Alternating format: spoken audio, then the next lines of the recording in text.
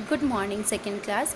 बेटा मैंने हिंदी रीडर में आप लोगों को पार्ट नंबर 6 पढ़ाया था जिसका नाम था तितली।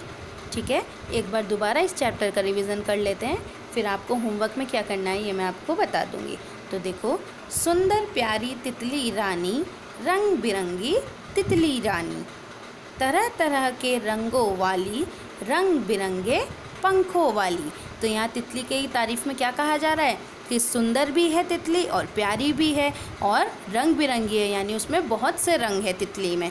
तरह तरह के रंगों वाली, रंग बिरंगे पंखों वाली, और जो तितली के पंख होते हैं वो भी रंग बिरंगे होते हैं। हरी सुनहरी काली तितली, पीली लाल और नीली तितली। अब कौन कौन से कलर की तितलियाँ बताइए? हरी, सुनहरी, काली, पीली, लाल और नीली तितली। लगती है ये बड़ी सुहानी, सबको भाती तितली रानी। तो ये सबको बहुत ही सुहानी लगती है। सुहानी मतलब सुहावनी, है ना। और सबको भाती, सबको भाती मतलब सबको पसंद होती है ना, सबको अच्छी लगती है। तो सबको भाती तितली रानी। दूर कहीं से आती है, फूलों पर मंडराती है, हम जब जाएं उसको छूने, झट से वह उड़ जाती है। यानी कि कहीं दूर से आती है, हमें नहीं पता कहाँ से आती है, और आकर फूलों पर मंडराती है, यानी फूलों के आसपास घूमने लगती है। जब हम जाएं उसको छूने, लेकिन जब हम चाहते हैं कि हम तितली को पकड़ लें, और पकड़ने के लिए जब हम उसके पास जाते हैं तो वो झट से वहाँ से उड़ जाती है।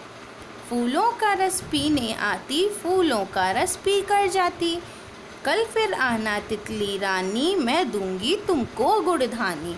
है ना। और तितली क्या करने आती है फूलों के पास? वो फूलों का रस पीने आती है ना। और जब वो फूलों का रस पी लेती है तो पीकर वहाँ से चली जाती है।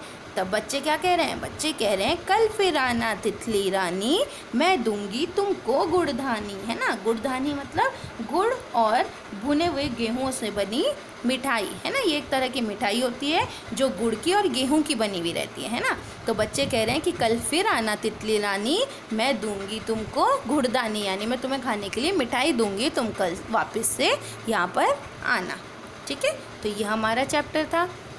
अब देखिए ये शब्दार्थ बेटा, ये आपको एज अ होमवर्क अपने नोटबुक में कंप्लीट करना है। ठीक है, देखो सुहानी मतलब होता है सुहावनी, भाती मतलब अच्छी लगती है, मंडराना मतलब चारों ओर घूमती है, और गुड़धानी मतलब गुड़ और भुने गेहूं से बनी मिठाई। है ना। तो ये 4 शब्दार्थ है जो आप अपने नोटबुक में करेंगे। इसके अलावा आपको ये रिटन पार्ट पूरा अपने नोटबुक में करना है। देखो इसमें क्या है, पहले तो कविता की कुछ पंक्तियाँ दे रखी है। तो देखो, दूर डैश और फिर यहाँ मंडराती है, तो हमने क्या लिखा? दूर कहीं से आती है, फूलों पर मंडराती है। नेक्स्ट देखो, हम जब जाएं उसको छूने, झट से वह उड़ जाती है। तो ये पंक्ति लिखेंगे आप अपने नोटबुक में। ठीक है, अब देखो क्वेश्चन आंसर में क्या है? निम्नलिखित प्रश्नों के उत्तर दीजिए। फर्स्ट है, तितलियाँ किस तरह के रंगों की होती है? तो हमने लिखा तितलियाँ हरी, सुनहरी, काली, पीली, लाल और नीली रंगों की होती है। सेकंड है, तितलियाँ किसको अच्छी लगती है? तो हमने आंसर लिखा तितलियाँ सबको अच्छी लगती हैं। थर्ड है, तितलियाँ कहाँ मंडराती है?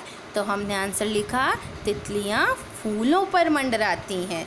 है ना। क्यों मंडराती है? क्योंकि वो फूलों का रस पीती है।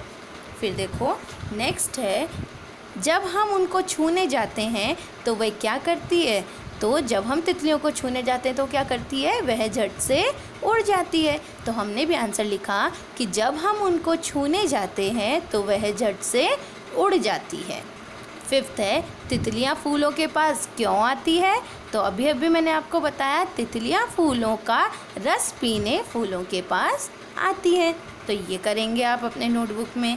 अब देखो थर्ड है, सही विकल्प पर सही का निशान लगाइए, यानी कि इन ऑप्शंस में से जो भी सही है उसको टिक करो। तो देखो, तितलियाँ कैसी लगती है? सुंदर, डरावनी या गंदी? तो तितलियाँ तो सुंदर होती है, तो हमने टिक कर दिया सुंदर पे।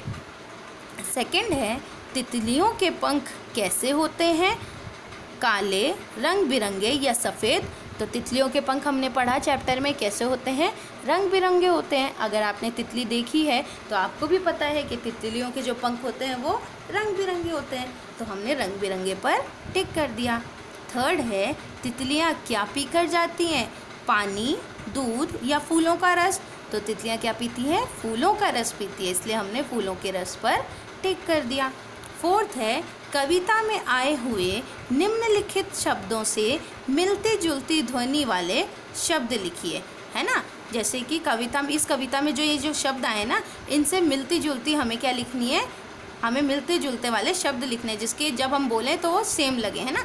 जैसे सुहानी, रानी, तो ई आ रहा है ना। ठीक उसी तरह आती, जाती, तो इसमें ती, रानी, पानी, ये भी सेम है। रानी का सुहानी भी हो सकता है, रानी का पानी भी हो सकता है, क्योंकि दोनों में ही नी आ रहा है। और लास्ट है पीली, पीली का हमने कर दिया नीली। ठीक है, तो यहाँ तक का होमवर्क आपको अपने नोटबुक में कंप्लीट करके रखना है।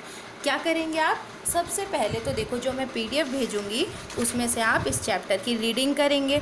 ठीक है, चैप्टर की रीडिंग जब आपकी हो जाए तो फिर आप क्या करेंगे, फिर आप अपना नोटबुक निकालेंगे और अपने नोटबुक में सबसे पहले शब्दार्थ करेंगे। ये जो चारों शब्दार्थ हैं ये आप करेंगे, और ये करने के बाद आप ये कविता की पंक्तियाँ पूरी कीजिए, ये वाला वर्क करेंगे।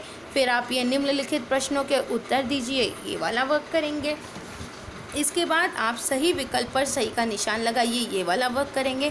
बेटा आपको ऑप्शंस भी लिखने हैं, ठीक है, ये नहीं कि जो करेक्ट ऑप्शन है बस वो लिखा और छोड़ दिया, आपको तीनों ऑप्शंस लिखने हैं, फिर करेक्ट ऑप्शन पे टिक करना है।